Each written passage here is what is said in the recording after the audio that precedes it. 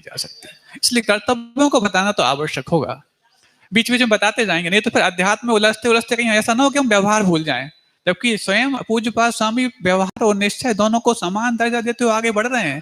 वो भी अपने कर्तव्यों को कर रहे हैं और आपको कर्तव्य के करने के साथ साथ लक्ष्य क्या है इसको भी बताते जा रहे हैं।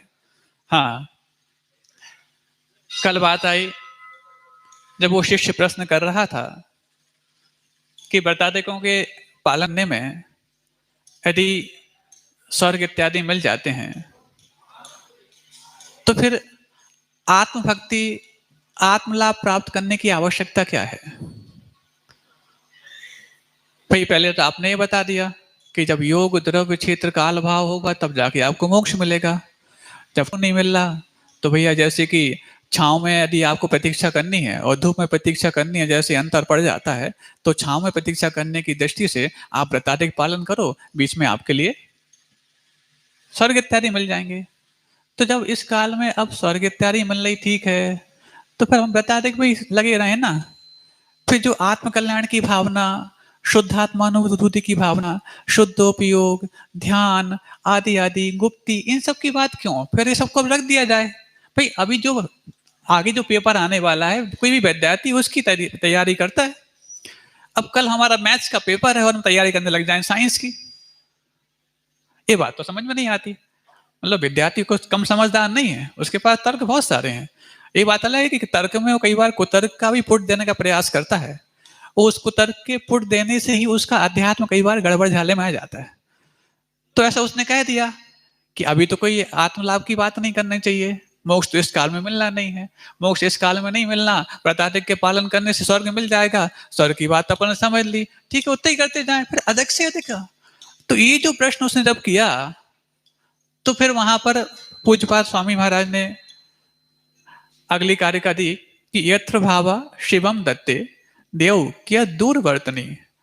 कल आप लोग जब उच्चारण कर रहे थे तो इस गाथा इस कारिका के उच्चारण में ध्यव ध्यव बोल रहे थे, ये ठीक नहीं है। वो देव शब्द है, द और या इन दोनों को मिलकर देव बना है। वो लिखने में आता है वो ऐसा धा जैसा लगता है, लेकिन धा बनता है वो ऐसा मोड़े बना करके, और दया बनता है दा, और उसमें जो ऐसा अया लगा दिया तो वो दया बन गया। आचार्य श्री जी का भी नाम अपन विद्यासागर बोलते हैं, कई लोग सुनते हैं, संचालकों के भी मुख से सुनते रहते हैं, और आप लोगों के मुख से भी नहीं, वो विद्या है। इसको आप विद्या बोलने लग गए तो इंग्लिश में भी लिखा आने लगा VIDHY, ऐसा नहीं है, VIDY है वो, तो विद्या है। ऐसे यहाँ पर ये देव, देव मतलब स्वर्ग, स्वर्ग पाना। तो ये यहाँ पर ध्यान रखना है क्योंकि ये शब्दाचार के अंतर्गत आते हैं। पहले दिन अपन इन सब बातों पर चर्चा कर ली है। शब्दाचार का पालन करेंगे तभी जाकर के योग अर्थाचार मिलेगा, और इन दोनों का पालन करने से फिर उभयाचार आएगा। बाकी और 5 आचार और हैं, जो 8 आचार मिलकर के इस ज्ञानाचार के अंगों का पालन करते ही हमें सही सही ज्ञान तक पहुंचा पाएंगे। और वाकई में ज्ञानावर्णी कर्म का क्षयोक्षम इन आचारों के पालन करने से ही हो सकता है। ये तो बंद करने के साधन तो प्रतिफल हैं। यूं तो देखा जाए तो 8 कर्मों में से 7 कर्म प्रतिफल बंध रहे हैं। आप कितना भी चाहो, एक मात्र आयु कर्म नहीं बंधता, आयु कर्म मात्र जीवन में एक बार बंधता है, बाकी 7 कर्मों का तो बंध प्रतिफल होता रहता है। अब उनमें से हम किन कर्मों को, अशुभ कर्मों को हम कमती बांध पाए और शुभ कर्मों की पोटेंसी बढ़ा पाए, यही मात्र प्रयास चलते रहते हैं इन सब अनुष्ठानों के बीच में। नहीं तो फिर आप रोक नहीं पाओगे। आप सो भी जाओ, किसी काट कोठरी में जाके बंद हो जाओ, वज्र के कपाट में भी बंद हो जाओ, तो भी कर्मों का आश्रय बंद नहीं सकता, बच नहीं सकता, वो तो होता रहता है। तो अब वो देव जो है शब्द, क्यों होगा, दुख होगा, कष्ट होगा, नहीं होगा। इसका अर्थ है कि जिस भाव के माध्यम से हमारे लिए मोक्ष की प्राप्ति हो सकती है, उस भाव के माध्यम से स्वर्ग पाना कौन सी बड़ी बात है। तो महाराज जब मोक्ष की प्राप्ति हो सकती है तो फिर मोक्ष तो मिल नहीं रहा। तो फिर हम प्रश्न करते हैं कि जब विचित्र काल भाव के नहीं होने से जब मोक्ष नहीं मिल रहा, तो वो रास्ता तो वो ही है। यदि उसी रास्ते में आपका ये स्टेशन स्वर्ग का पड़ता है, तो द्रव्य क्षेत्र काल जिस मार्ग को पैदा ही नहीं कर पा रहा, उसमें स्वर्ग कैसे मिल जाएगा। यही तो बुद्धि की विकलता है। मतलब हमारा दिमाग शरारत जो करता रहता है, वो शरारत से ही हम परेशान ज्यादा है। बाकी तो बहुत आसान है, स्वर्ग जाना भी आसान है, मोक्ष जाना और आसान है। सीधे होना आसान नहीं है, कठिन नहीं है, लेकिन टेढ़े होने में जो हमारा पुरुषार्थ चल रहा है, उस पुरुषार्थ के कारण ही आज जो सीधा मार्ग था वो हमारे लिए अवरुद्ध हो गया। और बल्कि देखा जाए तो पहले यहाँ पर सीधा होना पड़ता है। कैसे सीधा? जैसे जन्म लिए थे पहले वैसे सीधे हो जाओ। इसलिए मुनि लोग क्या बोलते हैं, यथा जात मुद्रा के धारी। मतलब यथा जात का मतलब, यथा मतलब जैसे, जात मतलब जन्म लिए थे, वैसी मुद्रा तुम प्राप्त कर लो। मतलब जैसे तुम पैदा हुए थे वैसे हो जाओ। ऐसे तो हुए थे पैदा, तो ऐसे तो पैदा हुए तो तुम बदल गए क्या? हैं तो हम वही, और बड़े हो गए थोड़े से। हाँ बड़े तो हो गए, लेकिन बड़े होने में कड़े भी बहुत हो गए तुम। तो उस कड़ेपन को निकालने के लिए ही ये जो बार बार पुरुषार्थ किया जा रहा है, संस्कार दिए जा रहे हैं, उसी के लिए हैं। अब बाहर से पहले हो जाओ पैसे। अब बाहर से हो गए तो फिर आपको, फिर अब जो अंदर छल कपट चलता था बहुत कुछ रिफ्लेक्ट होता है, क्योंकि face is the index of heart. जो हमारा बाहरी स्वरूप है वो हमारे अंदर का, अपने हृदय का परिचय देता रहता है। तो आपके अंदर क्या चल रहा है बहुत कुछ तो रिफ्लेक्ट इस पे हो ही जाएगा। आप चाहो भी तो आप अंदर कुछ है बाहर कुछ है, ये जो कॉन्ट्राडिक्शन क्रिएट नहीं कर सकते यहाँ पर। तो अब पहले इतना हो जाओगे तो बहुत कुछ आपके अंदर के विकारों को छुपाने का जब प्रयास करोगे तो इस मुद्रा के साथ संभव नहीं है। इसलिए इस मुद्रा को धारण करते ही पहले आपके अंदर के विकारों को कुठाराघात करना शुरू हो ही जाएगा। अब ये हो गया, अब फिर उसके बाद क्या किया जाए? यथाजात मुद्रा तो धारण कर ली, फिर अब अंदर और क्लियरेंस करो। छिलका तो उतार दिया, अब जो लालिमा है उसको साफ करने के लिए और प्रयास करो। आज तक ऐसी कोई मशीन नहीं आई कि छिलका उतारने ये बना और उस लालिमा को साफ कर दे। बहुत सारे प्रयोग कर रहा है साइंस, बहुत सारे ऐसे एडवांस टेक्नोलॉजी के माध्यम से वो कई कई चीजों को आगे बढ़ के दिखाना शुरू कर दिया है। जो आज नहीं होना चाहिए, जो बहुत बाद में आनी चाहिए, उसको लाके रख दिया पहले। लेकिन ये प्रयोग आज तक नहीं हो पाया कि छिलका उतारे बगैर वो लालिमा समाप्त कर दी हो। भले ही छिलका सहित वो भात पका दे, भले ही उसकी खुशबू आए चाहे ना आए, स्वाद आए चाहे ना आए, वो अलग विषय है। लेकिन ये सब तो प्रक्रिया जो है वो क्रम से ही होगी। तो पहले बाहर से हो जाओ, फिर भीतर से करने का प्रयास करो। अब भीतर से करने का प्रयास करने में बहुत कुछ मेहनत लगती है। सीधे होने में जितनी मेहनत लगती है, क्योंकि टेढ़े होने की जो मेहनत कर डाली है उसको फिर रोल बैक करने में मेहनत लग रही है। बाकी तो बहुत आसान है महाराज। पानी को जब ऊपर चढ़ाते हैं मेहनत लगती है, लेकिन धड़कने में तो नहीं लगता। लेकिन यहाँ उल्टा हो गया कि आप पहले नीचे चले गए हैं, वापस लौटने में, उस लेवल तक लाने में पुरुषार्थ जो किया जा रहा है, उसी पुरुषार्थ के लिए लोग मोक्ष पुरुषार्थ कह देते हैं और कठिनाई मान लेते हैं। सरलता से आसान दुनिया में कोई भी चीज नहीं, लेकिन सरलता को प्राप्त करने से कठिन दुनिया में कोई दूसरी चीज नहीं। अब उस सरलता के लिए प्रयास चल रहा है। और होता है जब सरल पूरे हो जाते हैं तो फिर उसके बाद भी देखना, जब ये मोक्ष तो यही हो जाता है, मोक्ष का स्थान वो है। हम क्या बोलते हैं मोक्ष वहां जाके होता नहीं, सब कुछ यहीं पर होगा। संसार भी आपका यहीं पर होगा तो मोक्ष भी यहीं पर होगा। 8 कर्मों से मुक्ति आपको यहां मिलेगी, चले वहां जाओगे बात अलग है। 8 कर्मों से मुक्ति पहले आपको यहां मिलेगी, नहीं वहां मिलती है, मोक्ष वहां होता है, ये सब कहने में आता है।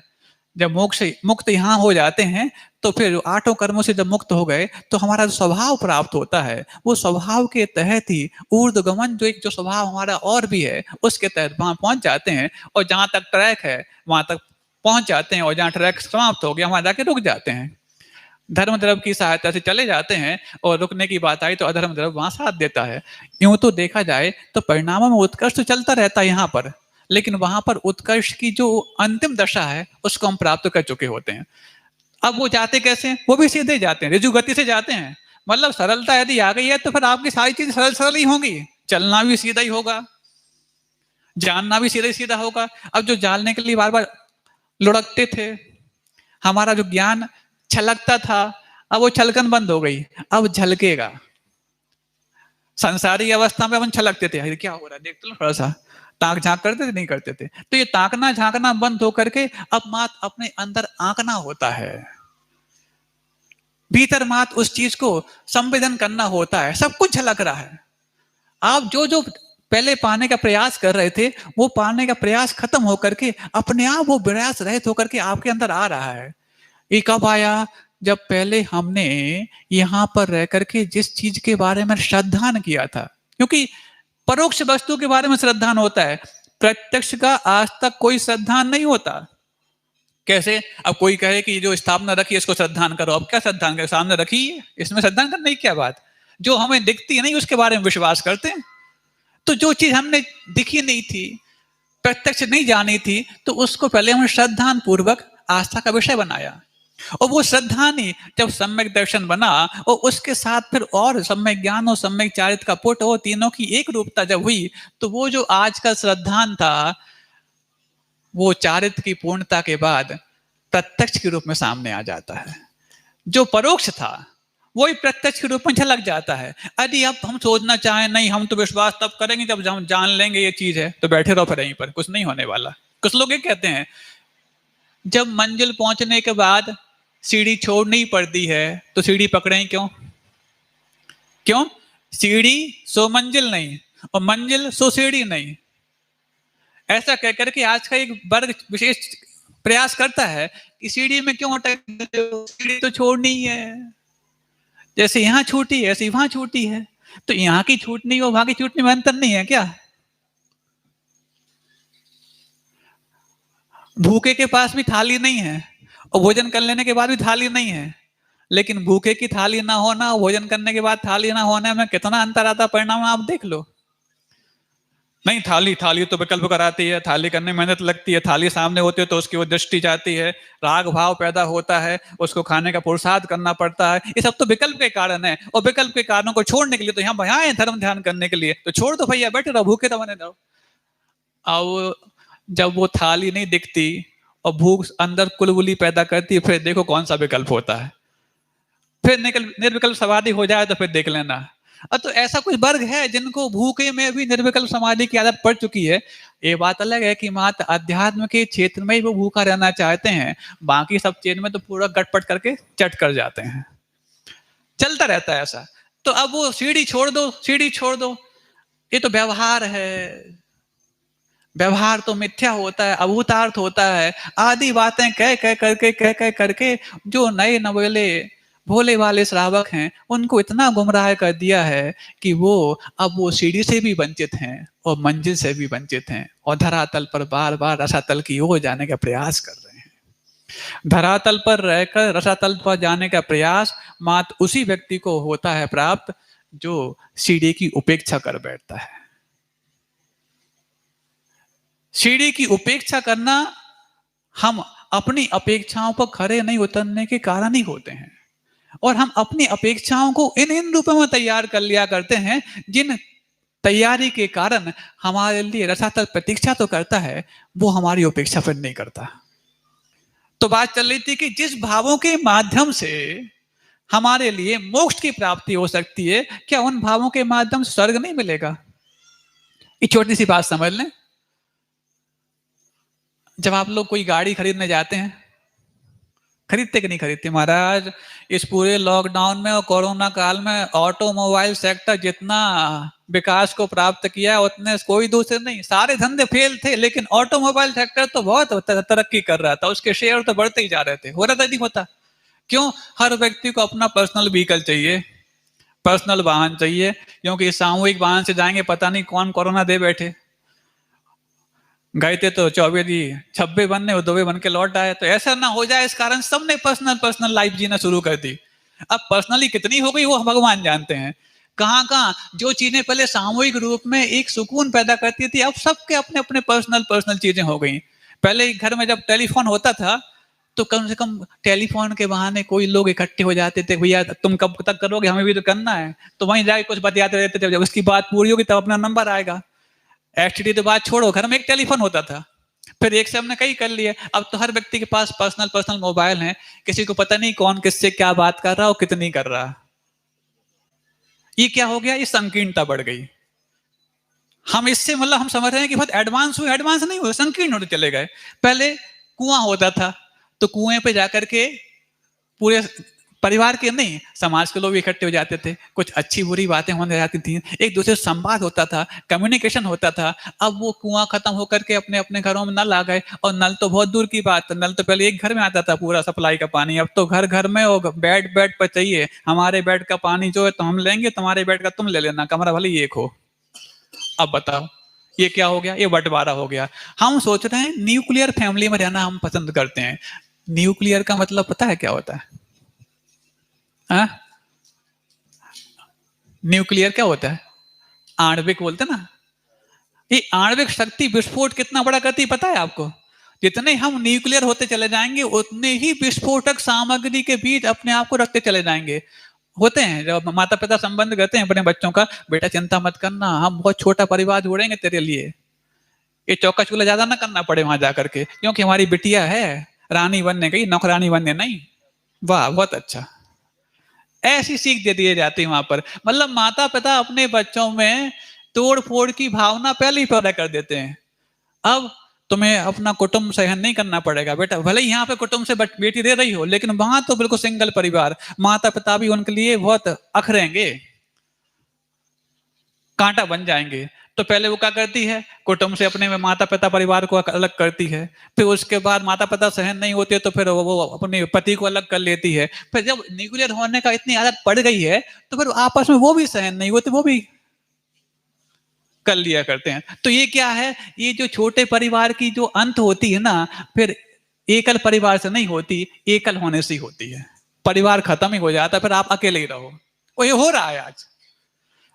जिस व्यक्ति के अंदर यदि समूह में रहने की वृत्ति नहीं आ रही, उस व्यक्ति की मान कसाय चरम पर है। क्यों? क्योंकि वो अपने अलावा किसी दूसरे को सहन कर ही नहीं सकता। और जब पहले वो कुटुंब को अलग किया, फिर उसके बाद परिवार को अलग किया, फिर पति को अलग किया, अब खुद को भी सहन नहीं कर पा रहा तो खुद को भी अलग कर दिया, हो गया अरे अंत नाम। ये न्यूक्लियर फैमिली की धारणा जो आप अपने बच्चों में भेजते जा रहे हैं ना, उसी का परिणाम सुसाइड है। क्यों? बर्दाश्त नहीं होता। अब वरदान दो उनके लिए, काय का कि महाराज जी अच्छी फैमिली मिल जाए। अच्छी फैमिली का मतलब होता है उनका छोटा परिवार मिल जाए। अब आपको जब बर्दाश्त नहीं होता तो हमारा वरदान क्या कर लेगा आपके लिए? हम तो चाह रहे हैं वसुधैव कुटुंब बनाना, वसुधैव कुटुंबकम की भावना भा रहे हैं, और आप चाह रहे हो कि नहीं हमें तो कुटुंब भी नहीं चाहिए, वसुधा तो बहुत दूर की बात, जमीन तो पूरी चाहिए महाराज। वसुधा मतलब जमीन, जमीन तो पूरी चाहिए लेकिन कुटुंब बिल्कुल नहीं चाहिए। तो बताओ करोगे क्या उस जमीन का? 1 करोड़ में खरीद ली। उस दिन बताया था ना कि 250 एकड़ जमीन का मालिक, और जब उसको कोरोना हो गया तो अंत में जाके 2.5 गज जमीन के लिए 20 घंटे इंतजार करना पड़ा। 20 घंटे 2.5 गज जमीन नहीं मिली, अंतिम संस्कार के लिए 20 घंटे इंतजार करना पड़ा। यदि वो 250 एकड़ में से 2.5 एकड़ का भी दान पुण्य कर लेता तो दुनिया उसको आगे करके बोलती भैया पहले इनका अंतिम संस्कार करेंगे, परिवार वाले नहीं आ पाए तो हम कर लेंगे। अब ये तो नहीं होता।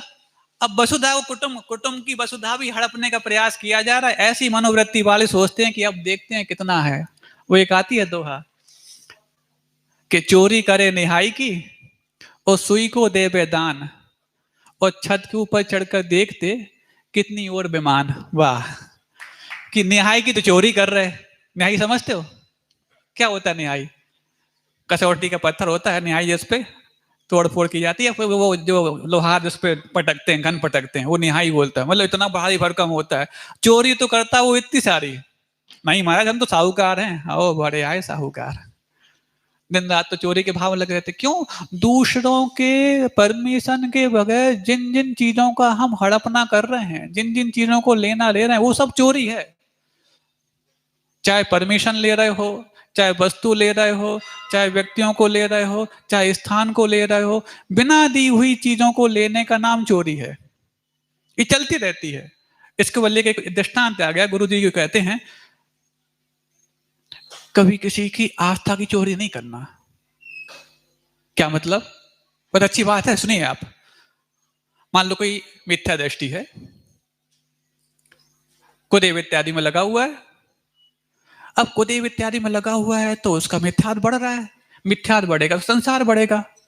अब संसार बढ़ेगा तो भाई साधुओं का कर्तव्य है संसार इनका कम कराए, इनको सही रास्ता दिखाए। अब वो यदि किसी प्रकार से मिथ्या देवी देवताओं में अटक गया है तो फर्ज बनता है साधुओं का, जब ग्रंथों में लिखा है कि नहीं सच्चे देव सच्चे गुरु सच्चे शास्त्र क्या होते हैं उनका स्वरूप बताया जाए, तो उनको फिर बताया जाए कि ये गलत है।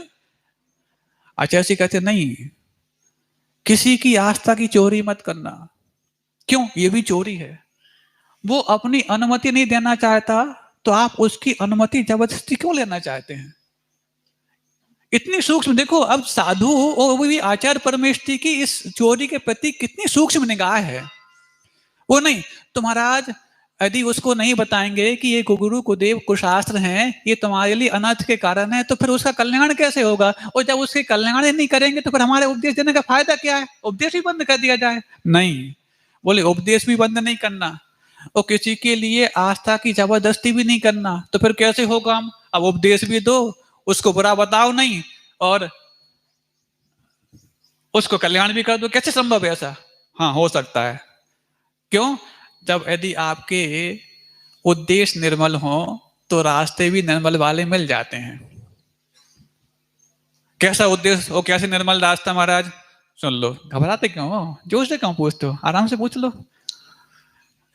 मन में तो आता है कि नहीं आता? जब ऐसी कुछ टेढ़ी बात कह दी जाती है तो अंदर से लगता है कि यार कैसी कैसी बातें करे जा रहे हैं। ऊपर बैठ गए महाराज, अब हम तो नीचे बैठे कुछ कह तो सकते नहीं। माइक हमें मिल जाए तो हम भी देख लेंगे। हाँ हाँ, तो आचार्य कहते हैं देखो भाई, गलत को आपने एक बार गलत किया, कहा कि ये गलत है, तो आपने अपनी वाणी को एक बार गंदा कर लिया। 2 बार गलत कहा, 2 बार गंदा कर लिया। 10 बार गलत कहा, 10 बार गंदा कर लिया। अब जो वाणी 10 बार गंदी हो गई है वो कितनी प्रभावशाली होगी बताओ आप? है ना? बात समझ में आ रही है ना? यदि आप अच्छी वजनदार वाणी से कोई बात कहते हैं तो प्रभाव पड़ता है। अब जब आपने गलत को एक बार गलत किया तो गंदी हो गई, और गंदी हो गई, और गंदी हो गई। अब इतनी हल्की वाणी आपने स्वयं की कर ली तो उस पर क्या प्रभाव डालेगी? तो फिर कैसे करें? उसको बताना तो पड़ेगा गलत क्या है। आप गलत को गलत ना कहने के बजाय सही क्या है उसको कहो ना। सही को आपने एक बार सही कहा, आपने अपनी वाणी एक बार मजबूत कर ली। 2 बार कहा, 2 बार मजबूत कर ली। 10 बार कहा, 10 बार मजबूत कर ली। अब इतनी मजबूत वाणी से आप जो कहोगे वो मान लेगा। अब सही को 10 बार सही कह दिया। सच्चे देव क्या होते हैं, सच्चे गुरु क्या होते हैं, सच्चे शास्त्र क्या होते हैं, इसको बताओ ना, स्वरूप बताओ। ये बताओगे तो आपकी वाणी में प्रकर्षता आएगी। वो प्रकर्षता है तो उसको प्रभाव छोड़ेगी। वो इतना बुद्धू तो है नहीं है कि सब सही जान ले तो गलत क्या है ना जान पाए। सही को यदि आपने 10 बार बता दिया तो परख लेगा कि जब सही ये है तो इसके अलावा जो कुछ वो गलत है अपने आप छोड़ देगा। और आप बता रहे हो कि ये गलत है, ये छोड़ो, ये छोड़ो, ये छोड़ो। अरे व्यक्ति को छोड़ने में तो लगता है कि उसको कुछ छोड़ना ना पड़े, बस देने के नाम पे धक्का भी नहीं देता। धोखा तो बहुत दूर की बात है। और आप उसको छुड़वाना चाह रहे हो, छुड़वाना नहीं, कुछ ग्रहण करवा दो। क्योंकि यदि उसके पास ग्रहण करने की आदत पड़ जाएगी तो जो उससे गलत ग्रहण हो गया उसको छोड़ने के भाव भी हो जाएंगे। और जब उसको सही को सही मानने की भी बुद्धि नहीं है तो तुम उसको गलत को गलत मानने की बुद्धि पैदा कैसे कर पाओगे? शिक्षक इसके अलावा और कुछ नहीं करता कि उसको सही और गलत के बारे में मात्र जानकारी दे देता है। उसको ग्रहण करना तो उसकी स्वयं की बुद्धि और चेष्टा पर डिपेंड करता है। और हम एक डंडा लेके पड़े हैं, ये छोड़ इसको, ये छोड़ इसको, ये छोड़। तो गुरु जी कितने सुन महान उस अचौर्य महाव्रत को धारण कर रहे हैं, इस सूक्ष्म चोरी से भी बचने का प्रयास करते। कभी वो नहीं कहते तुम ऐसा कर दो, छोड़ दो, ये कर दो। नहीं, सही क्या है उसको बताएंगे, तब तो जाकर के चाहे जैन हो, चाहे अजैन हो, चाहे आस्तिक हो, चाहे नास्तिक हो, चाहे गरीब हो, चाहे अमीर हो, उनके पास जाकर पूछते हैं भगवान अब आप बताओ हमें करना क्या है। जब करना क्या है ये बता देते हैं तो छोड़ना क्या है उसको छोड़ना आता ही है। क्योंकि उसको मालूम है छोड़ा नहीं तो छूटना तो पक्का है। तो जिस भावों के माध्यम से मोक्ष मिल सकता है कि उस भावों के माध्यम से स्वर्ग नहीं मिलेगा। अब आप यदि किसी वाहन की बात चल रही थी ऑटोमोबाइल सेक्टर में, तो ऑटोमोबाइल सेक्टर में बहुत सारे वाहन चलिए इस बार। अब कोई ने कहा भैया ये वाली गाड़ी नहीं, वो वाली लेनी है, ये वाली नहीं, वो लेनी है, तो वो तो पीछे रखी है शोरूम में। गाड़ी कितने की है? 10 लाख की गाड़ी है। बहुत छोटी बता दी हमने महाराज, कहाँ 10 लाख की, आजकल तो वो ऑडी और फरारी और वो ये सब चलते हैं। आप तो छोटे, अब ठीक है अब पुराने जमाने की बात कर रहे हैं। तो अब वो 10 लाख की गाड़ी है, हम बिल्कुल इतने परसेंट कमीशन लेते हैं, इतने परसेंट हमारा चार्ज है, सब कुछ ठीक है। अब तुम बोला वहां से लेकर यहाँ तक लाओ तो पेट्रोल डालो पहले तुम। ऐसा होता है क्या? जो दुकानदार या जो शोरूम वाला अपनी गाड़ी बेचता है तो वो गाड़ी यदि वहां से यहाँ तक दिखाने के लिए आपको लाए तो आपसे पैसे मांगता है पेट्रोल के? नहीं नहीं, वो पेट्रोल तो उसको फ्री में मिलता है। मिलता कि नहीं मिलता?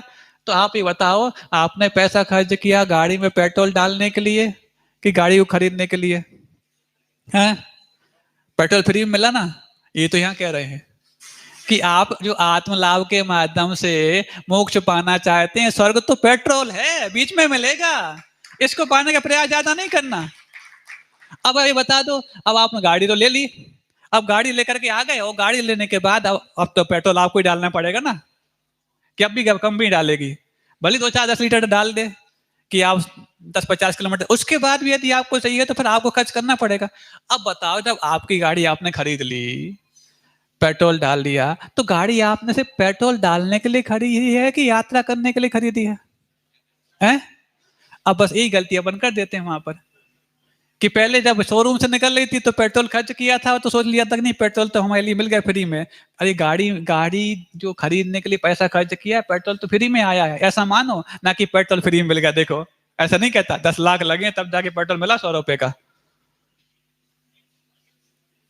तो जो मतलब कहना चाहिए, कहता है बढ़िया बुद्धि उसको बोलते हैं, उसकी दृष्टि उस 100 रुपए की पेट्रोल पर रहती है, तो पेट्रोल मिल गया फ्री में। मतलब जो अभी सब्जी मंडी में सब्जी खरीदने जाएं, तो हमने 10 किलो सब्जी खरीद ली, उसमें ज्यादा हमारे लिए अंदर से इंटरेस्ट नहीं है, वो एक जो अलग से डाल दिया ना, वो अच्छी लगती है। ये जो बढ़िया बुद्धि है हमारे अंदर बैठी रहती है ना, इससे बहुत मुश्किल है, और यही मुश्किल है जो लोभ पैदा कर रही है। वही लोभ ही है तो कसायों में अटकाई, और कसाय पाप करा रहे, पाप है तो संसार बढ़ा रहे। दूध लेने गए, भैया ये 5 लीटर लिया, थोड़ा सा और डाल दो, तो जो ऊपर से डाल दिया है वो इतना अच्छा लगता है कि वो तृप्ति पूरे 5 लीटर दूध का हलवा उमट करके मावा बना लो, तो वो तृप्ति नहीं देगा। फ्री की चीज, रास्ते में बेर मिल जाए तो वो बेर पत्थर मारने के बाद तोड़ के मिलते हैं बेर, वो बहुत मीठे लगते हैं, खरीद के भले हम रखे हो बोरी भर के, कोई मतलब के नहीं। तो यही जो हमारे भाव हैं, यही भाव हमारे अंदर परिणामों की परीक्षा करते रहते हैं कि तुम अभी संसार बढ़ा रहे हो कि संसार घटा रहे हो। तो अब वो जो पेट्रोल मिला है, गाड़ी जो आपने खरीदी है, पेट्रोल डालने के नहीं, यात्रा करने के लिए। अब जब मुक्ति का मार्ग अपनाने की बात आए, तो मुक्ति के मार्ग की जो तैयारी कर रहा है, उसको भुक्ति तो मिलेगी ही मिलेगी। यदि दृष्टि में यदि मुक्ति आ गई है, तो फिर मुक्ति के लिए भक्ति करो, भुक्ति बीच में मिल जाएगी। और जब मुक्ति के लिए भक्ति करोगे तो गुप्ति का सहारा लेना ही पड़ेगा। गुप्ति जो मुक्ति का साक्षात कारण है, गुप्ति से बाहर आए तो भक्ति कर लो, तो भुक्ति के लिए कारण बन जाती है। लेकिन कोई भुक्ति के लिए यदि भक्ति करने लग जाएगा तो मुक्ति से भी वंचित हो जाएगा, और भुक्ति भी मिले इसमें भी प्रश्न चिन्ह लग जाएगा। अब महाराज बात तो समझ में थोड़ी थोड़ी आने लग गई है, थोड़ी थोड़ी तब आई जब इतने सारे दृष्टांत आपको थोप दिए गए, नहीं तो सीधी सीधी बात कर देते कि मोक्ष जाने के लिए तो फिर रास्ता तो वही है, उस रास्ते में ये मिल गया आदि आदि। अब महाराज ये भी सुना है कि मुनि व्रत दार अनंत बार ग्रीवक उपजायो, बोलते नहीं बोलते कि ऐसे तो कई बार मुनि बन गए। अब गुप्ति और मुक्ति की बात आपने कह दी है, तो गुप्ति पाने के लिए तो मुक्ति मुनि बनना ही पड़ेगा, और मुनि बनने के लिए यथाजात होना पड़ेगा। ऐसे यथाजात तो कितने बार हो गए, छेड़ालकार स्वयं कह रहे हैं कि मुनि व्रत धार अनंत बार ग्रीवक उपजायो, पहने से आत्म ज्ञान बिना सुख लेश ना पायो। बहुत अच्छा, इस पंक्ति की व्याख्या तो इतनी ज्यादा होती है कि यदि इसके अलावा बाकी पंक्तियों की व्याख्या कर दी जाए तो व्यक्ति मुनि बन जाए, और इस पंक्ति की व्याख्या करते करते मुनि बन भी रहा हो तो पहले पीछे हट जाए। बहुत चलता है, बाजार बहुत गर्म है। मतलब मोटिवेशनल स्पीकर इतने सारे हो गए हैं, मोटिवेशनल मूवी हो, मोटिवेशनल स्पीकर हो, आज इनका इतना बड़ा बाजार है कि इनसे इनके जो लार्जेस्ट सेलिंग बुक्स हैं, इनका व्यापार यदि खत्म हो जाए तो शेयर आधे गिर जाए। एक अच्छी पंक्ति आई थी लोग कोरोना काल में, आपको बता दें, बीच बीच में इसलिए याद कराते रहते हैं कि बात तो हम वही कह रहे हैं, लेकिन बीच में तरीका वही है ना कि आप लोगों को भुक्ति पहले चाहिए, भुक्ति बाद में। तो सुन लो, जैसी कोरोना काल लगा पिछले साल और इस साल लॉकडाउन हो गया, तो लॉकडाउन होते ही अर्थव्यवस्था गड़बड़ा गई, पूरे विश्व की अर्थव्यवस्था, मान लो सारे शेयर नीचे आने के लिए बेताब थे बिल्कुल। तो किसी बैंककार ने व्यंग किया कि लोगों ने अपनी जरूरतों का सामान खरीदना प्रारंभ क्या किया, विश्व की अर्थव्यवस्था ही डगमगा गई। बात समझ में आई आपको? लोगों ने अपनी आवश्यकता की वस्तुओं को खरीदना प्रारंभ क्या कर दिया कि विश्व की अर्थव्यवस्था ही डगमगा गई। इसका मतलब है विश्व की अर्थव्यवस्था अनावश्यक सामानों के आदान प्रदान और व्यापार से खड़ी हुई थी, और जैसे ही वो बंद हो गया, आवश्यक चीजों का लेन देन तो कोरोना काल में खत्म नहीं हुआ था। यदि कोरोना काल में वो खत्म हो गया होता तो कोरोना बाद में खत्म करता, आप पहले खत्म हो जाते। इसका मतलब है कि पूरा विश्व का व्यापार चल रहा है अनावश्यक चीजों के आदान प्रदान से, और कोरोना काल में यदि अर्थव्यवस्था गड़बड़ाई तो जो अनावश्यक चीजों का आदान प्रदान बंद हो गया, इसलिए गड़बड़ा गई। अब सोचो, रोटी, कपड़ा व मकान, ये तीन आपकी आवश्यकताएं हैं। आज भी तीन ही बची हैं, ज्यादा नहीं हुए। कौन कौन सी?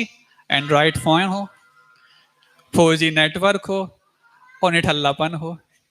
ये तीन आपकी आवश्यकता बच गई हैं। हाँ, बिल्कुल सही कह रहे हैं। इन तीन में से यदि एक कम हो जाए तो आपको देखो कितनी बेचैनी हो जाए। आपके पास एंड्रॉइड है, 4G है, निठल्ले नहीं हो तो क्या मतलब का वो, और निठल्ले हो 4G है और एंड्रॉइड नहीं हो तो क्या काम का 4G वो, और यदि निठल्ले है और एंड्रॉइड है और 4G नहीं चले तो फिर देखो कैसा है। कोसते हैं सरकार को, कैसा बनाया बताओ। मतलब ये जो तीन आवश्यकताएं, ये तीन आवश्यकताएं आपकी रोटी, कपड़ा और मकान से बढ़ के आवश्यकताएं बन गई। भगवान, अब इनको मोक्ष दिलाओ। इनसे मोबाइल तो छूटता नहीं है। संसार छोड़ने की और घर छोड़ने की बात सिखाओ तो कैसे समझेगा? तो ऐसे सिखाना पड़ता है। धीरे धीरे आपकी बात भी कर ली जाए और धीरे धीरे पूजपाठ महाराज की बात कर ली जाए, और इन दोनों के बीच में बन जाते हैं महाराज, जो आपके लिए बीच में स्वाध्याय का निमित्त बन जाया करते हैं। तो अब वो कहने लगा, महाराज ठीक है, यात्रा करनी है तो यात्रा करते करते मुनिव्रत धार है, लेकिन जो एक पंक्ति आती है कि मुनिव्रत धार अनंत बार ग्रीवक उपजायो, एक और आती है उसमें, अंतिम ग्रीवक लो की हद पायो अनंत वीरिया पद। बहुत अच्छे से गाते हैं। ये पंक्ति आते वक्त तो उनका कंठ ऐसे खुल जाता है जैसे कि यदि उनको कोरोना भी हुआ हो तो ठीक ठाक गला काम करने लग जाता है। वाह। और पंक्ति नहीं आती, यों है सकल संयम सुनिए स्वरूपाचरण अब। इस पंक्ति को तो इतनी नीचे मतलब साउंड कर देते हैं और ये इको कर देते हैं कि वो गूंज जाए और आगे बढ़ जाते हैं। ये नहीं कहते। स्वरूपाचरण चारज जिनको घर में हो रहा है वो इस पंक्ति को पढ़ते वक्त इतने शांत हो जाते हैं कि इसकी आवाज निकल ही ना पाए। क्या बोल रहे हैं? यों है सकल संयम चरित सुनिए स्वरूपाचरण अब। मतलब स्वरूपाचरण कब? जब सकल संयम धारण कर लिया हो तब। अब जिनको सकल संयम तो बहुत दूर की बात है, देश संयम और दूर की बात है, अब ये संयम का सा भी नहीं जानते, उनके लिए स्वरूपाचरण चारित पहले हो रहा है। तो ये पंक्ति उसी छह डाला में आई है, लेकिन छह डाला की पंक्तियों से जो भेदभाव है, इनके भेद ज्ञान में कब आ गया भगवान जाने। तो अब मुनिव्रत धार अनंत बार ग्रीवक उपजायो पैने से आत्म ज्ञान बिना। मतलब ऐसे मुनिव्रत धारण करने से क्या मतलब कि अनंतों बार हम ग्रैविक तक पहुंच गए, लेकिन आत्मज्ञान नहीं पाया, सुखलेश भी नहीं पाया। पिछी कमंडलों के इतने ढेर लग गए कि सुमेरु के पर्वत के बराबर हो जाए, और कमंडल में इतना पानी भर लिया गया कि सारे समुद्र का पानी कम पड़ जाए। अब सोचो, ऐसी यदि व्याख्या कर दी जाए तो वो जो भव्य जीव है, जो वैराग से भरा हुआ है, उसके मन पर क्या प्रभाव पड़ेगा? वो लेकर कुछ आया भाव और आपने उसको और कुछ भाव लेकर के और रवाना कर दिया। शब्दों का जाल इतना खतरनाक हुआ करता है बंधुओं, क्योंकि शब्द एक संसार में एक मत चलता है शब्दाद्वैत करके, कि शब्द के अलावा दुनिया में कुछ नहीं है। हालांकि ये एक आनंद मत है, लेकिन उनका मत तो है कि दुनिया में जो कुछ शब्दों का जंजाल है, शब्द के अलावा कुछ नहीं। ये जब दिख रहा है कि मुनि महाराज, श्रावक, साधु, ये सब छोटा बड़ा, ये सब शब्द हैं। ये शब्द नहीं होते तो कुछ नहीं होता। कुछ हद तक इसमें लगता है तथ्य, लेकिन हालांकि तथ्यहीन बात है, लेकिन फिर भी अपन उसको बात लेके चलते हैं। और वाकई में कुछ हद तक ऐसे है, जैसे मान लो कोई व्यक्ति युद्ध में गया, अब यदि नर्वस हो रहा है, उसके सामने जो सेना है वो सेना बहुत ज्यादा पावरफुल है, तो क्या करते हैं? बड़े बड़े नगाड़े ढोल बजवाते हैं, वो क्या बोलते हैं, तूरनाद कराते हैं। उससे क्या, उस ध्वनि को सुन करके और एक मोटिवेशन देने वाले शब्दों को सुन करके उनका खून खौंदने लग जाता है। कई बार ऐसा सुना है कि यदि उस योद्धा का जो धड़ है उसके सिर से अलग भी हो गया तो वो धड़ में भी अपना हाथ और तलवार लेके दो चार को ठीक ठाक करके लौट आता है। क्यों? उसके अंदर खून खौल रहा है। ये खून खौला क्यों? ऐसे शब्दों का, ऐसे मोटिवेशनल वाले वाक्यों को दे करके उसके अंदर वीरता पैदा की है, पौरुष पैदा किया है। और दूसरा भी होता है, खूब बहुत ज्यादा वीर व्यक्ति क्यों ना हो, 2 4 10 व्यक्ति मिलकर नर्वस करने वाले, अरे काय का आ गया दब्बू, ने ढाल कर पड़ता है। मतलब शब्दों की ताकत आप समझिए कि वो शब्द शब्द ब्रह्म भी माने गए हैं। शब्दाद्वैत एक मत भी चलता है कि उन शब्दों के माध्यम से आप चाहो तो किसी व्यक्ति को विचलित भी कर सकते हो, और आप चाहो तो उस व्यक्ति को उच्च स्थान पर स्थापित भी कर सकते हो। शब्दों में वो जादू हुआ करता है बंधुओं। तो जब ऐसे शब्द बोल दिए जाएंगे कि मुनिवत धार अनंत बार ग्रहवक उपजायो, अब ऐसे में उस व्यक्ति को ये पंक्ति, और वो भी पंक्ति किसी छोटी मोटी पंक्ति नहीं है, तो छठहाला की पंक्ति है, सुन लिया उसने, अब क्या प्रभाव पड़ेगा। अब ये पूछना चाहते हैं आपसे, बात समझ में आ रही है आप लोगों को? सुनने में आ रही है कि समझ में आ रही है? कहा से सुन रहे हैं, ध्यान से कि कान से? कान से, अच्छा ध्यान से सुन लो। चलो, तो अब ये सुन लिया उसने। अब इस पंक्ति के साथ एक बात जोड़ लें। कोई व्यक्ति काम कर रहा था घर में, वो घर में काम करते करते उसको अब घी गरम कर रहा था। अब घी गरम करते करते उसका उचट गया, उसके हाथ पे घी की उंगली पहुंच गई उसमें। तो क्या बोलता है, जल गया जल गया जल गया जल गया। कहां से जल गया? घी से जल गया। अरे भगवान, घी से जल गया? सुनते तो अच्छा थे कि जलने के बाद घी लगाओ तो ठीक कहता है, तो घी से ही जल गया, कहने में तो ऐसे ही आता है। अब बताओ आप लोग, वो घी से जला कि कुछ और से जला है? आप लोग बोलते ना, दूध का जला छाछ को भी फूक फूक के पीता है ना? तो यहाँ घी से जल गया, अब तो वो दूध से भी और बड़ी चीज से जल गया। अब वो घी से जला है व्यक्ति कि कुछ और से जला है? नहीं, घी से नहीं जला। घी तो जले हुए को और शमित करने के लिए, शांत करने के लिए, शीतल करने के लिए काम आता है। लेकिन जो घी में अग्नि का प्रवेश हो गया है, उस अग्नि का प्रवेश उस घी के संपर्क में आकर के घी को भी जलन पैदा करने वाला बना गया। वस्तुतः वो घी जलाने के काम नहीं आता, बल्कि शांत करने के। नहीं तो फिर पानी से भी जल जाता है। जो पानी अग्नि को बुझाने का काम करता है, वो पानी से भी आप जल जाते हैं। लेकिन चाहे ठंडा पानी हो चाहे गर्म पानी हो, जब आग पर डाला जाए तो दोनों एक ही काम करते हैं, अग्नि को बुझाने का। तब वो घी से जल गया, तो घी से नहीं जला है। ऐसे ही जिस व्यक्ति ने इस मुद्रा को धारण करते हुए और उसमें और अनर्गल जो बर्ताव होते चाहिए, शिथिलाचार है अथवा अपने जो व्यवहार मार्ग है उसका यदि निर्दोष पालन नहीं किया, तो उसमें जो दोष आए हैं उस दोष के कारण उसको ग्रहवेग मिला है, ना कि इस मुनिवत के कारण ग्रहवेग मिला है। बोलते क्या है, देखो मुनि महाराज बन गए और ग्रहवेग में जाके अटक गए। अब पूछना चाहते हैं, इसको हम ऐसा भी तो कह सकते हैं। आप ये बताओ, आप लोग तो थोड़ा बहुत पढ़े हैं, छठाला पढ़ी होगी आप लोगों ने, पाठशाला पढ़ी होगी। सम्यक दृष्टि है कोई व्यक्ति, चतुर्थ गुण स्थान वर्ती है, ना देशव्रती है ना महाव्रती है। सम्यक दृष्टि का यदि मरण होता है तो ऊपर कहां तक पहुंचता है? कौन सी स्वर्ग तक जाता है पता है आप लोगों को? अरे उसी छठाला में तो आया है, स्वर्ग 16 उपजावे, 16वें स्वर्ग तक जाता है। सम्यक दृष्टि यदि मरण करके जाएगा, अब यह सम्यक दृष्टि है, गुणस्थान कौन सा उसका? चौथा। चौथा गुणस्थान उसके लिए 16वें स्वर्ग तक ले जा रहा। और यहाँ पर क्या कहा, मुनिवत धार अनंत बार ग्रीवक उपजायो, वो है तो वहां से मुनि महाराज, लेकिन गुणस्थान कौन सा उनका? पहला। अब पहले गुणस्थान वर्ती 16वें स्वर्ग से ऊपर जो 9 ग्रहवेग हैं, ऐसे 9वें ग्रहवेग तक जा रहा। और चतुर्थ गुणस्थान वर्ती 16वें स्वर्ग तक अटक रहा।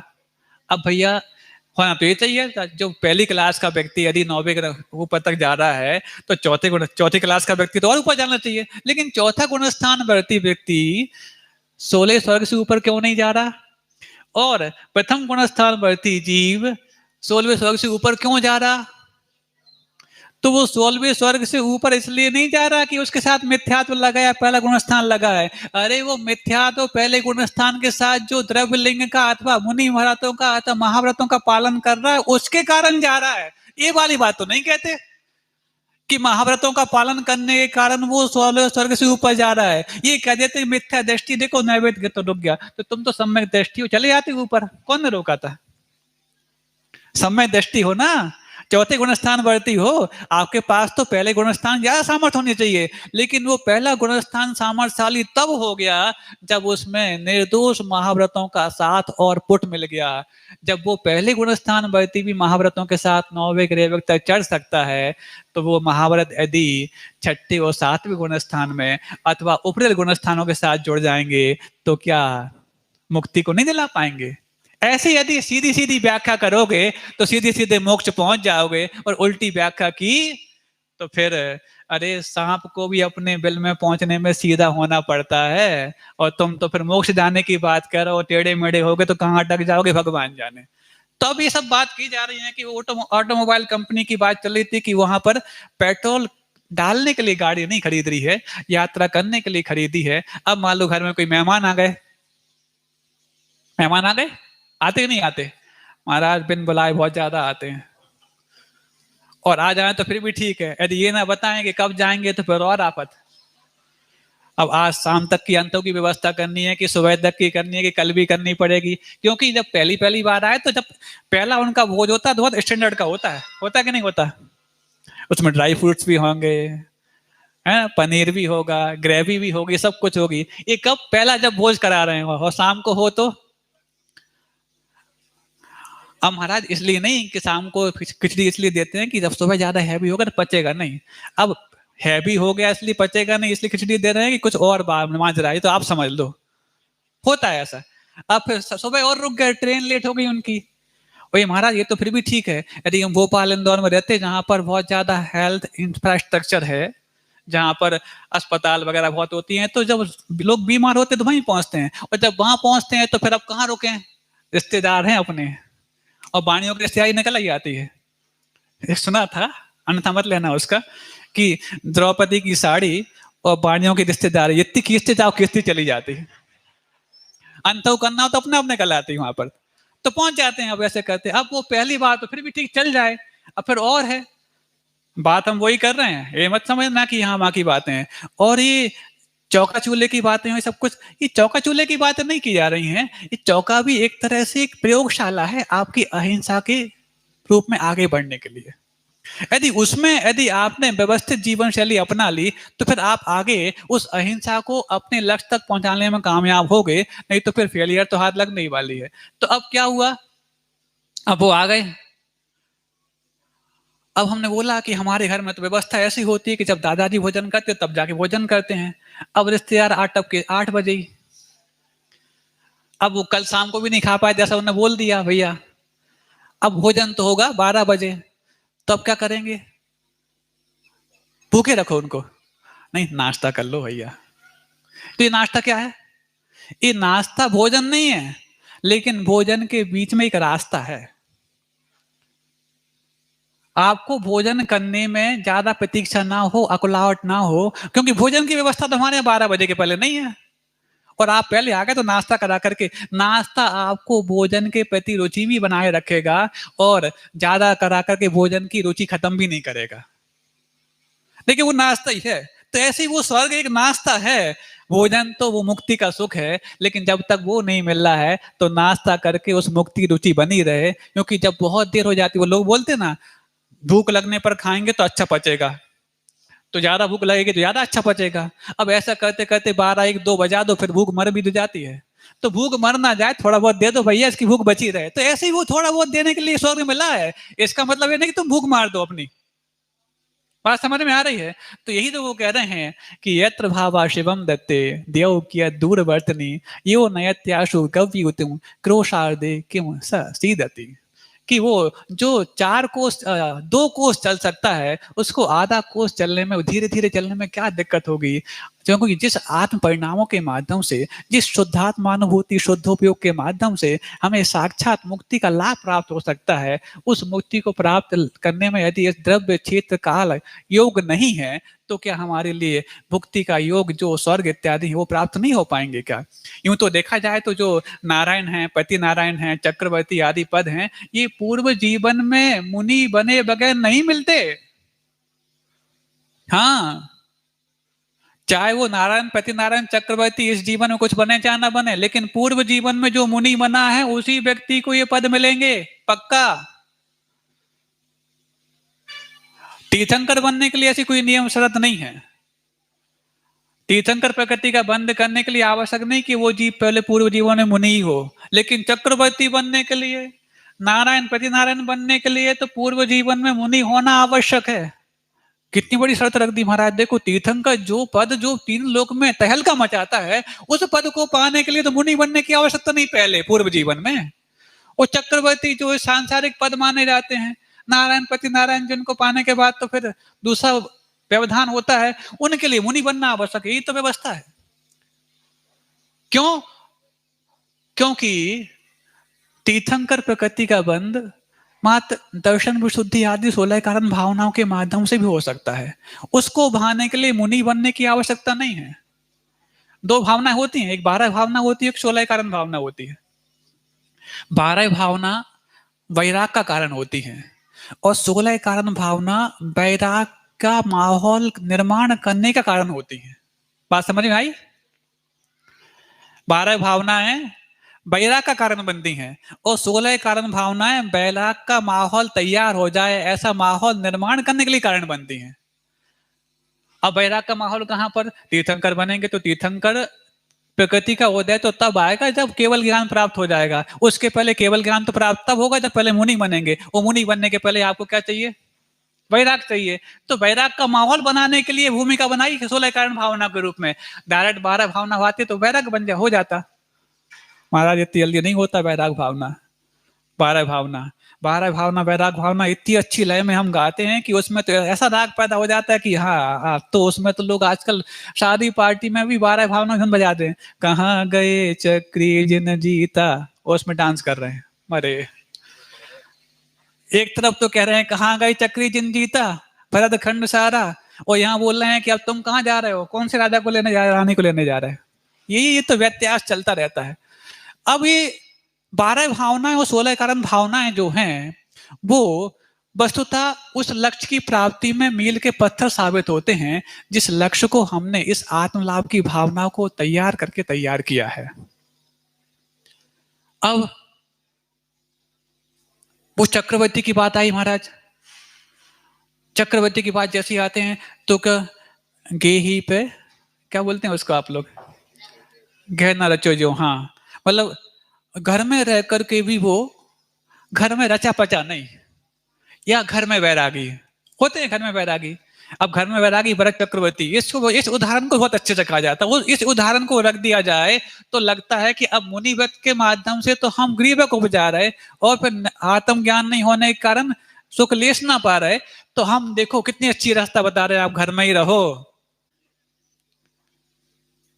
कुछ नहीं छोड़ना पड़ेगा, राजपाट ना घर, और घर में आप वैरागी भी माने जाओगे। अच्छा थोड़ा अच्छा कहते हैं इसके लिए, वही रागी, वही निश्चय रूपेण रागी। जो निश्चय से रागी है उसका नाम वैरागी, घर में वैरागी। कौन? वो भरत चक्रवर्ती। एक भरत और भी हुआ है। भरत घर में वैरागी कौन सा था?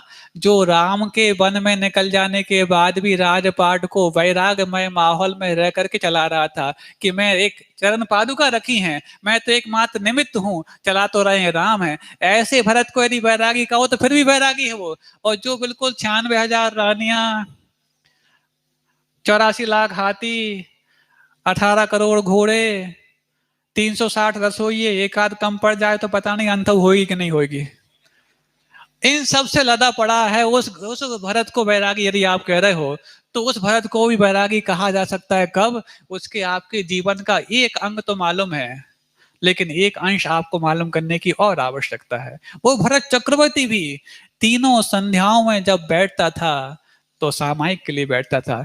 जिनके चरणों में बैठ करके 32,000 राजा, मुकुटबद्ध राजा उसकी सेवा कर रहे हैं, भक्ति कर रहे हैं, अनुशंसा कर रहे हैं, विनय कर रहे हैं, वो भी जब 3 संध्याएं आती थी तो जिनके चरणों में 32,000 मुकुटबद्ध राजा बैठते थे तो संध्या काल को पाकर के वो सामायिक में बैठते थे। ऐसे भरत चक्रवर्ती को अंतर्मुख में केवल ज्ञान हुआ है बंधु, ऐसे नहीं कि जो इन सब में लगा हुआ हो। अब जब ये हो गया, इतना सब कुछ किया, सोचो अब वो जब 3 संध्याओं में बैठता होगा तो संध्याएं कौन सी आती हैं? समय हो रहा है, हो ही गया, एक आध 2 मिनट पूरा करते हैं। संध्याएं बहुत सी आती हैं, तो ब्रह्म मुहूर्त सुबह भी आता है, तो सुबह भी उठता होगा।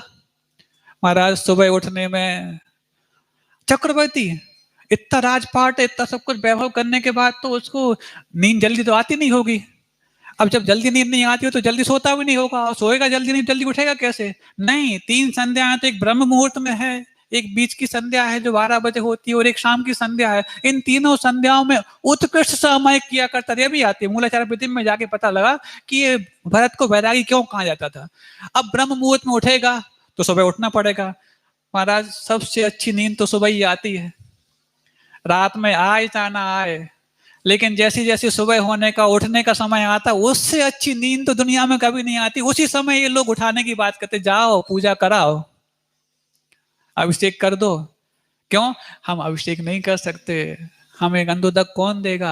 आप लाके नहीं दोगे तो कौन देगा? किसी दूसरे के माध्यम से, पता नहीं किसी दुर्भावना से उसने अपने कुछ अभिषेक का शांति धारा कर दी हो, उसके माध्यम से तैयार किया हुआ गंधोदक यदि हमने माथे पे चढ़ाएंगे तो हमारी सद्भावना कैसे आएंगी? तुम यदि करोगे तो तुम तो इसलिए करोगे कि हमारे घर में सुख खुशहाली हो, हमारे घर में पुण्य कार्य हो, हमारे घर में मंगल हो। ऐसी भावना से की हुई भावना तो वो अभिषेक में गंधोदक का कारण बनती है। वो गंधोदक माथे पे चढ़ाते हैं तो हमारे लिए भी कुछ भावों को प्रांजल करने के लिए, भावों को उज्जवल करने के लिए कारण बनती है। अब सुबह उठे तो कैसे उठे महाराज? बहुत अच्छी बात कही थी, बात अपन पूरी कर देते हैं, बहुत लंबी चौड़ी बातें हैं। तो आचार्य ने एक बार कहा था, एक व्यक्ति सोया हुआ है और सूर्य की किरणें फूट रही हैं, तो जितना जितना उस सूर्य में से सूर्य की किरणों का फूटना हो रहा है, उतना उतना उस सोए हुए व्यक्ति का भाग फूट रहा है। बात समझ में आई? ये गुरुदेव के वाक्य हैं, और गुरुदेव की वाक्य और उनके शब्द पत्थर की लकीर हुआ करते हैं। महाराज, सूर्य की किरणें फूट रही हैं, और जितनी सूर्य की किरणों का फूटना हो रहा है, उतना उस सोए हुए व्यक्ति का भाग फूट रहा है। ये वाली बात समझ में तो नहीं आई। बात तो गुरु जी की है, इसलिए सुन तो ली हमने, लेकिन समझ में तो आए। सुन लो छोटी सी बात से। अब आप लोग बोलते ना, well begun is half done, अच्छी शुरुआत मतलब आधा काम तो पूरा हो गया। अब पूछना चाहते हैं, सुबह होते ही सबसे पहला काम क्या? किसी भी व्यक्ति का, किसी को ही हो, सुबह होते ही सबसे पहला काम क्या? हाँ? मंदिर जाना कोई बोलेगा, वो नाश्ता करना कोई बोलेगा, योग, ये नहीं, कोई भी व्यक्ति हो, गरीब हो, अमीर हो, नास्तिक हो, नास्तिक हो, हिंदू हो, मुस्लिम हो, सिख हो, ईसाई हो, जैन हो, कोई भी हो, साधु हो या सावक हो, कोई भी हो, सुबह होते ही सबसे पहला काम क्या? है? हर व्यक्ति अलग अलग बोल रहा है, हम बता दें। सुबह होते ही सबसे पहला काम उठना, आंख खोलना। ये तो हर व्यक्ति कर सकता है, करता है। अब कोई मंदिर जाए या ना जाए, नाश्ते तो जाएगा नहीं मंदिर। हम सामायिक करें, आप लोग कौन सामायिक करते हो? तो ये सब अलग अलग, लेकिन एक कॉमन काम क्या है? उठना। अब सोचो, जो व्यक्ति सुबह होते ही सबसे पहले काम में फेल हो गया, तो उसकी बैल बिगन हुई कि बैड बिगन हुई? अच्छी शुरुआत हुई कि बुरी शुरुआत हुई? है? अब जब शुरुआत ही, आप बोलते ना, जब शुरुआत ही यदि आपकी गलत हो गई है, तो आगाज यदि अच्छा होता है तो अंजाम भी अच्छा होता है। जब आगाज ही गलत हो गया, तो अब आप जब शुरुआत ही गलत हो गई तो उसका अंडर कॉन्फिडेंस तो आएगा ही। और आप लोग जो बोलते हैं सक्सेस है so many element just like hard work, focus, vision, attitude, thinking, confidence and luck, and confidence is the engine of that train. मतलब जो ये जो सक्सेस पाने के लिए सब चीजें चाहिए होती हैं, उसमें सबसे पहले चाहिए होता है कॉन्फिडेंस। अब सुबह होते ही जब आप कॉन्फिडेंस लूज कर गए, मतलब सबसे पहले काम में आप फेल हो गए, तो इसकी फिर दिन भर उसकी सातत्य चला रहेगा, चलता रहेगा। और जब उसका सातत्य चलता रहा तो अंडर कॉन्फिडेंस में जितने भी काम किए जाएंगे, क्या आपके सक्सेस के लिए कारण बनेंगे। और जब सक्सेस आपके पास नहीं आएगी, तो बोलते ना, luck and opportunities gravitate them who shoulders them, मतलब भाग्य और अवसर उस तरफ खिंचे चले आते हैं जो उनके लिए कंधे देते हैं या प्रयास करते हैं। अब हम जब सबसे पहले प्रयास में ही फेल हो गए, तो हम अब क्या कंधे देंगे और क्या प्रयास करेंगे? और जब प्रयास करने से जो अवसर और भाग हमारी तरफ खींचता था, उसको अपनी तरफ खींच पाएंगे क्या? तो इसका मतलब जब खींच नहीं पाएंगे तो फिर क्या होगा? भाग जितना जितना उस सूर्य में से सूर्य की किरणों का फूटना हो रहा है, उतना उतने उस सोए हुए व्यक्ति का भाग फूट रहा है। ये वाली बात साइंटिफिकली प्रूव्ड हो जाएगी। तो जो आचार्य ने कहा है कि एक व्यक्ति सोया हुआ है और सूर्य की किरणें फूट रही हैं, तो जितना जितना उस सूर्य में से सूर्य की किरणों का फूटना हो रहा है, उतना उतना उस सोए हुए व्यक्ति का भाग फूट रहा है। तो यदि हम अपने भाग्य को जगाना चाहते हैं तो पहले सबसे पहले अपने आप को जगाना प्रारंभ कर दें, तब जा करके, और वो भी सही समय पर। Because even every correct decision is wrong when it was taken too late. हर वो सही निर्णय गलत साबित होता है जब वह देरी से लिया जाता है। तो आपके सबसे पहला निर्णय जो उठने का है, यदि वही देरी से लिया गया है तो वो भी गलत निर्णय है। भले आप उठ गए हो, उठना महत्वपूर्ण नहीं है, कब उठना ये महत्वपूर्ण है। और यदि उस तरह उठेंगे तब जाकर के इस संसार से उठ पाएंगे। शुरुआत ऐसे होगी, और जब उठ गए हैं तो अगली कारिका आने वाली है।